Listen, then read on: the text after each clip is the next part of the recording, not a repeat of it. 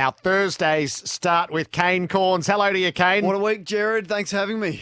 What a week indeed. How are you reading the Clarkson scenario? Well, I don't know. Everyone's wondering what's going on. They have done a great job of keeping the cards pretty close to the chest. Look, from the North Melbourne people that you speak to, they're incredibly confident and feel like they're much further down the road, and this has been in place for 3-4 weeks, and the negotiations. For Essendon fans, they're probably going, well, we wouldn't be doing all of this if we couldn't land Alistair Clarkson. So I've got no idea which way it is going to go. I think if you're a neutral in all this and you're putting yourself in Alistair Clarkson's shoes, there is only one job to take, though, aren't you? And if you're North Melbourne, you go, okay, well, yeah, I understand your perspective. I understand if you're Essendon, but he would have to choose Essendon, wouldn't he? Like if his whole thing about getting back into coaching, which he has said is about winning another premiership and adding to that legacy, then Essendon absolutely gives him the best opportunity to do that. I get the romantic side of the things that he played for North Melbourne, but that's about it, really, isn't it? Like Essendon has a better list.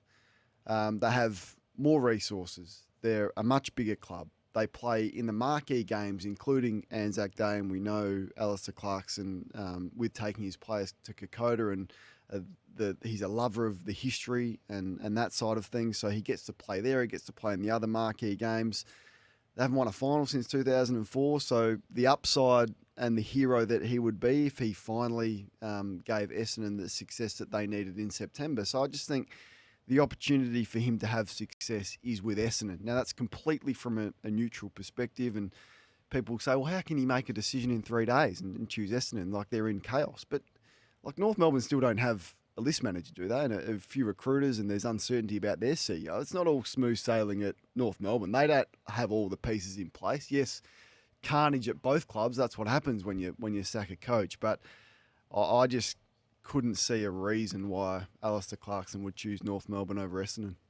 It's such an interesting observation to make, Kane, because there has been this assertion of North Melbourne is the picture of stability versus Essendon, but that is not the case. What they have been is much more organised and professional in their approach, and Correct. Sonia Hood has handled it. But there is the broad expectation that the CEO is on his way out, and the holes, as you point out, in the recruiting department, which is there in talent acquisition phase without those acquiring talent.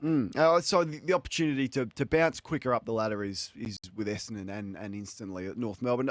There would be less pressure if he went to North Melbourne. You get a longer term, I guess, before the expectations are there. But the prospect of Clarkson coaching Essendon, someone pointed it out this week, and I'd love to reference who it was. It might have been yourself, Gerard, that the rivalry and getting one back over Jeff Kennett, thinking that he left Hawthorn in ordinary circumstances. The ultimate payback to Jeff would be for him to go and coach the Bombers.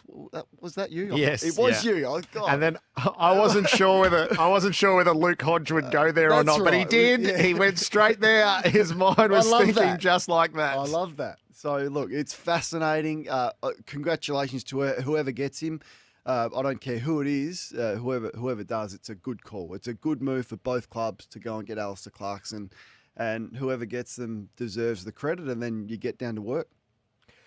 Who's the fallout? Well, the fallout is significant for both. If one is going to miss, how bad is it for the team who misses? Well, I love Sonia Hood's response there. Like, just calm, collected. It's not the be-all and end-all. I think it probably is more so for Essendon because of how quickly they've acted. So it's quite embarrassing for them if they miss. So I think they would have to pick themselves up for it. For North Melbourne, it's more like, well, they were going to make this decision anyway, regardless of whether Alistair Clarkson was there, and they've been more methodical about it.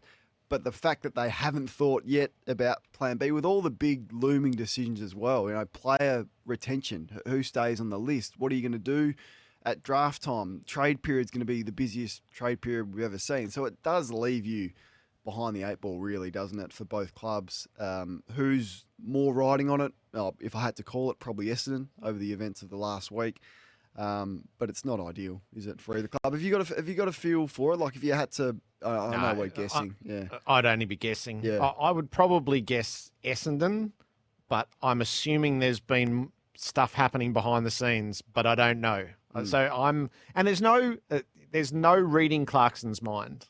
There are no tells with Clarkson and the way he does it. So it is impossible to know, which is what makes it's doubly captivating for that reason. Yeah. There's theories abound, and I have enjoyed the North Melbourne community, which is so all in, and I am admiring of it. But Wayne Carey saying yesterday, well, he can't come this far with us and then backflip. Well, what's he backflipping on? It's the process of interviewing and exploring a job. It's a profession, not a devotion. So I think it's been framed in a really curious way. And there is a bit of emotional blackmail going on, but Clarkson's impervious to all of that. He'll make the decision that best suits his coaching. And that is, for me, that's the only measure. Wonder if there's some other clubs as well going, did we go a bit early with Brett Radden? And it's all difficult because you're speaking about people's jobs, but Stewie Dew at Gold Coast, not that he was probably ever going to leave Victoria, as you broke during the week about GWS, so it was unlikely he was going to the Gold Coast. But as we have spoken all year about which way is he going to go and the amount of jobs that might be available, in the end it came down to 2. When we thought it was probably going to be more than that. So I just wonder if other clubs are looking back going, maybe we should have been in this when we were never a shot. So let's see how it plays out. But yeah, an incredible week. Clearly everyone feels for Ben Rutten and the way that he's been treated at the Bombers, and you feel like they need to make that call pretty soon. You would think, I can't believe he's still coaching there with what has gone on since Sunday night's game against Port. So it looks like he is going to be coaching Saturday night. As time goes on, this is not going to reach any sort of flashpoint today, from what I can understand. So that puts him in the coach's box on Saturday night. What do they owe Rutten before that game starts, Kane? Well, it's too late, really, isn't it? I mean, and it has been all the talk about Ben Rutten, but you just look at some and those that have watched the Bombers play this year and then watched them on replay and deep dived into the way that they have given up on the season. So a lot needs to be levelled at the senior players at the Bombers. I was in a situation where the coach got sacked in 2012, Matthew Promise. We'd lost to GWS, who were full of 18-year-olds. A horrific performance the next day. Matthew Promise lost his job. Gary Hocking took over as the caretaker coach, and he said, look, Matthew Promise has lost his job, but don't think that you won't be paying the playing group for the effort that has led him to losing his job. So yes, it's all on Ben Rutten, but don't let the Essendon players escape, because some of the effort, attitude, intent, selfishness that those players have put out on the field this year can't escape scrutiny. And largely, Ben Rutten is in this position because he hasn't been able to get his group to buy into the defensive aspects of the game and have a system that has held up. But a lot of that blame and responsibility needs to go on the senior players. Parrish, Merritt, incredibly outspoken players this year about the state of the club. Dyson Heppel to a lesser extent, because probably physically he's not able to do what he once did. McGrath. I mean, all these players that say a lot in the media and say that they're doing all the right things, but then you go and watch them and go, you're saying a completely different thing to the way that you're acting. So I was embarrassed for them with that performance on Sunday. I was there live and then went and watched it back on replay on Monday night, and it was as bad as I've seen for a long time. So they can't escape scrutiny. Let's see if they give him something on Saturday, but it's too little too late, really. Did you use the Nick Hind vision on Footy Classified on Monday mischievously? Yeah, I was interested in the reaction to this as well. So some people criticised me for using it out of context. In what context is it okay to completely ignore your coach and not even look at him in the eye? So firstly, he gave away a 50 free kick, whatever it is. Has that ever been an excuse to completely ignore your coach who's trying to get a message across? Never. Never have I seen a player treat a coach like that. So firstly, he didn't want to sit next to him. Secondly, he didn't want to engage with him. Thirdly, Ben Rutten's trying to give him some positive reinforcement. He's ignoring him. And then once again, Ben Rutten tries, and then he looks bemused, Ben Rutten. In the end, he just sort of shrugs his shoulders and gives up. If giving away a 50 or a free kick is an excuse to behave like that as a player towards your coach on the bench, I'm been in the wrong game for 25 years. Never seen anything like it. There is no excuse for treating a coach like that, let alone giving away a 50 and a free kick and running to the bench. So 21, I think Brad Green was really critical on social media, and many others were, for using it out of context. I can't remember any context that would be worthy of treating a coach like that. Did you extrapolate too far using that as evidence that he'd lost the players? No, because I know he has lost the players. You speak to people at Essendon, there is it might not be all of them, but there's a large portion of players that he's lost. That is legitimate. That is fact. And anyone who is on the inside at Essendon would know that. So then you know that information as you're going to air, and then you watch them perform. Firstly, I showed 7 clips of their on-field performance before I showed Nick Hine on the bench, saying this is the reasons they have checked out, because of the way Port Adelaide were transitioning the ball, the easy handballs over the top, the marks inside 50, the lack of any accountability or effort. And then the last thing was the Hine vision. So all of those things add up to the fact that it might not be all 44 players, but a large portion of the playing group clearly don't want Ben Rutten there, and there is evidence as to why. The last piece in this, you spoke with Ken Hinkley this morning on your program. Sam Edmund has mentioned him as being in North Melbourne's Plan B alongside Leon Cameron. A week is an eternity sometimes in footy. Is Port Adelaide, to some degree, look like they might kick Kenny to the curb, and now he might be drowning in optionality by the end of it. You have asked him whether he would consider North Melbourne if they came knocking. I can only answer it the same way I've answered always. I'm committed to Port Adelaide, and expect to see out my contract at Port Adelaide as Port Adelaide are to me. So I think at some point you try to shortcut that question sometimes, and you get people get critical if you're trying to shortcut it because you've answered it so many times. For me, it's been pretty clear all the way through from the club and myself. So what more can we say? If there was one man's word in footy that I would take as gospel, it would be Ken Hinkley. Yeah, and me too, but that doesn't mean things don't change. Because at the moment, there's no job available. And look, he would be a strong person to deny a 5-year or 4-year offer from North Melbourne with the pressure that he's under at Port Adelaide. So look, I absolutely take him for his word on what he believes right now. Could things change in a week or two's time? I wouldn't say they couldn't. So I still think there is a small possibility that would happen. Of course, a lot of dominoes need to fall for that to be the case, Gerard. All right, what the footy that's coming ahead for us. So Collingwood and Carlton, so these are two of your portfolios. Yes. I think you're the Grinch on Collingwood, and we've held Carlton to an account over time, and I think fully admired what's been done. Let's play the Magpie side of the coin. You infuriated the constituency at this time last week, and then watched as they lost their first game in 3 months. Well, I was never a buyer, but I was full of admiration, but I wasn't a buyer for their premiership credentials. Can I say it that way? I think that's sort of how I've seen it all year. Been a joy to watch. Said last week they're jumping on landmines for each other. They're not sore. They don't come to the physio room. Everyone's buying into what has happened. Masterful coaching performance, all that. But they don't have the cattle to win the premiership. And in particular, they don't have a forward line that would worry any opposition. And I think that played out on the weekend against Sydney, and they've been up for a long time, so I get all of that. But their forward line isn't good enough to win you a premiership. There's no key forward on their list, and the others are almost role players who have had excellent years but probably aren't going to stand up in September. So that's the way I thought it. We also spoke about Jordan De Goey and the fact that after 2 good games, some people were saying, sign him up.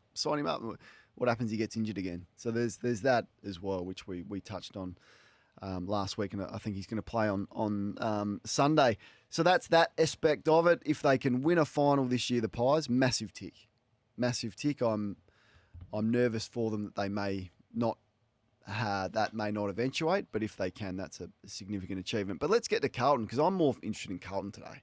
So Collingwood have done what they've done, but how are we accepting of the fact that if Carlton don't make finals, this could be a successful year? I can't see in any way how this could be a success for Carlton or a tick if they lose their 4th game in a row in the lead up to the finals and miss. It'd be one of the great sporting chokes that we've seen. And I get there's injuries and all of that in and around that, but they're 10-4 after round 15.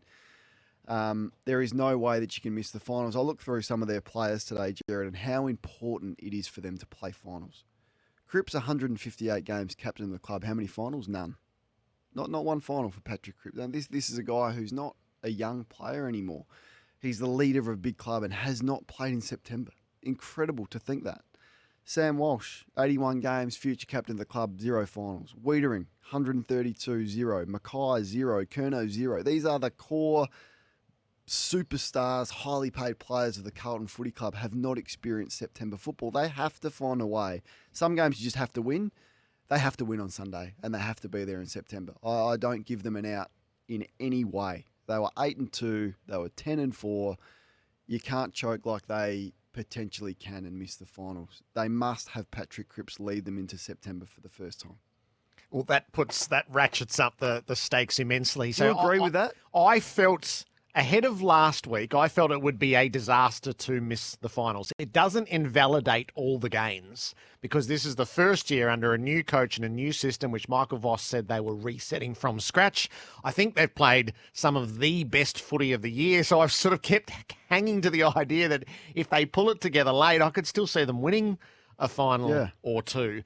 They laid it all out there in a way last week that I found entrancing, and I am full of admiration for the way they lay it out there. And your breakdown on Sunday morning was quite brilliant as to how they missed the last piece. So they made their heroic stand, and I give them huge kudos for that. It should have resulted in them booking their place in the finals. Now they have to do it again on Sunday, and the risk is Collingwood might just be too good for them, or the toll of last week might sit over it. So I've slid back from it would be a disaster to miss from that position to it just would be disappointing. I don't think it's an impediment for where I expect them to go next. I would much rather them see a final. I feel like they deserve to be winning a final, but maybe that's ignoring the late measure of the season. I feel like their trajectory is up, and I would be shocked if they were a team who flared and regressed. I just hear a few too many excuses from you, though, Gerard. Like, this is what you say is that all of that. They've played some of the... I remember I did a piece on Footy Classified when Melbourne had won 10 in a row and everyone just thought Melbourne were that much better than everyone. I said Carlton are the team to challenge Melbourne for these reasons. Like, that insatiable football that they were playing, tough, and midfield was impenetrable, really. But we're wins and losses. Like Chris Scott said last night on Sports Day that we should recognise the winner of the home and away season more so than we do. But we don't. We don't celebrate nearly getting there. Like, this is a big club who's had such a lack of success recently, who have a supporter base who I greatly admire for their passion. In this instance, they played awesome last week, but they choked in the last 2 minutes and they made... not just 1 or 2 mistakes. In the last 90 seconds, they made 7 or 8 mistakes. And then you couple that with the performance against Adelaide where they missed 23 tackles against the youngest team in the competition. And then, first quarter against Brisbane the week after, beaten up around the football. So I don't want any excuses. I just think there's some games you have to win. They just have to win on Sunday, and they have to... have the finals experience for those really good group of core players who are going to drive them, you're right, next year. But they need to taste September for the first time. They just have to. Yep. We're together for that, aren't we? Yep. So you can hear the call. So the way it works on a Sunday is the middle game's there for you on the app. So we'll be calling it at the MCG. It's buyer's choice. You just open the app and you'll find us there calling it. I'm so excited to be there. How many will be? Like, you'd be a good... Will they get 80? Oh, no, I think they'll nearly get 90. Wow. If I was having a guess, I'd say sort of between 87 and 92. It's magnificent. It's brilliant. Yeah. Blind resumes, one of my favourite categories that you bring to us. What have you got on the blind resume front? Yeah, we haven't had one for a while. So this is like, if I just read the stats out for you, and then I would ask you who's had the better year or who's had the better career. And I've got one for you today. So these players are both midfielders. One is 22, about to turn 23. The other is 23. So one averages 23 disposals. This is all this year. They're both midfielders, as I said. Metres gained, 329 for this player. Clearances 4, score involvements 4.5. And he's just changed clubs for a huge price. big price in terms of trade value and a solid contract that he's received. The other player took his place at the club that he left. He's 23 years of age, averages 4 more disposals, 27.5. Contested possessions, similar, 12.5. Clearances, he averages 2 more clearances at 5.8. He averages 1 and a bit more score involvements at 5.4 versus 3.9. And he lays 5 tackles per game. The first player is Adam Cerra, who Carlton gave pick 6 to Fremantle to get him. And the second player is Will Brodie. Now, Cerra signed a 4 or 5 year contract at about, let's call it $550,000 to $600,000. I think would be a pretty reasonable guess. Will Brodie's been plucked from Fremantle for free and has taken that role from Adam Cerra and done it better on his numbers this year than Cerra. Now, the lesson in all of this is don't be scared to lose one. Like, Fremantle didn't want to lose Cerra. They didn't want to lose Cerra. In the end, they had no choice, and he did leave. They did the best that they could at the draft. They went and got Jai Miss, who has played 1 game, but looks to be a good prospect as a key forward, which is an area of the ground that they need. And then they go and get a player who was on the outer at his other club for free because they sensed some vulnerability with the salary cap at Gold Coast and got Will Brodie for essentially nothing. There was a pick involved, but it wasn't much. They pay him probably a third of the salary cap of what Cerra is getting, and you got a better result. Yep. So there's things that you can do if you lose a player. So Gold Coast lose Isaac Rankin. Okay, it's another blow for them, but don't freak out. Think of an innovative way that you can replicate what Rankin gave you, like Geelong have got with Stengel, for basically nothing. This is just why I'm fascinated by the list management decisions that teams made. Fremantle were devastated he left, but in the end it hasn't hurt them one bit.